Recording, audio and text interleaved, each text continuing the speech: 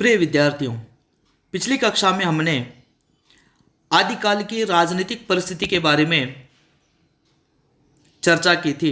आज 9 तारीख नवंबर 2020 Monday BA first optional class में आदिकाल की परिस्थितियों में दूसरी परिस्थिति है सामाजिक परिस्थिति। तो जिस युग में, जिस काल में राजनीति की स्थिति जो है छिन्न भिन्न दशा में हो, उस युग में समाज का भ्रष्ट होना ये जाहिर सी बात है कि अच्छे समाज का यहाँ पर हम कल्पना भी नहीं कर सकते। आदिकाल में जाति, गुण और कर्म के आधार पर न होकर वर्णों के आधार पर जाति का भेदभाव माना जाता था। इन जाति के नियम बहुत कट्टर थे।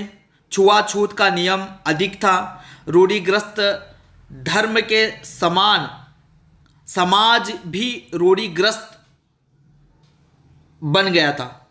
संयमवर की प्रथा आदि कुकर्मों से आदिकाल का समाज भरा हुआ था। क्षत्रियों में विलासिता भरी हुई थी। समय समय पर युद्ध हुआ करते थे। स्त्रियों को केवल भोग की वस्तु माना जाता था। राजा भोग में डूबा रहता था। आदिकाल का पूरा समाज अव्यवस्था से, रूढ़िग्रस्त जाति विवाद से भरा हुआ था। जनता की स्थिति अत्यंत दयनीय थी। जनता शासन और धर्म दोनों से स्वयं को निराश्रित पा रही थी। वास्तविकता यह थी कि दोनों ही जनता का शोषण कर रहे थे। समाज छोटी छोटी जातियों, उपजातियों में विभाजित था। समाज में अनेक रूढ़ियां पनप रही थी।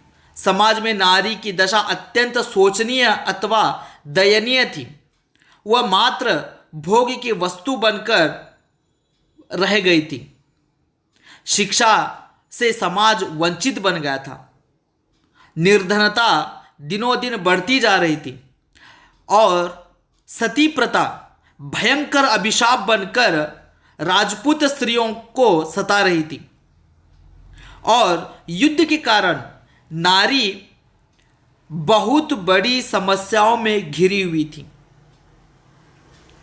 पुनर्विवाह, बहुविवाह, एक राजा अनेक विवाह, ये प्रथाएं उस वक्त जारी में थी। तो पूरा समाज अव्यवस्था से ग्रस्त था। तो ये आदिकाल के समाज में समाज की स्थितियां, यूं कह सकते हैं कि समाज की जो व्यवस्था है, जैसे राजनीति की व्यवस्था पूरी तरह से अस्त व्यस्त थी।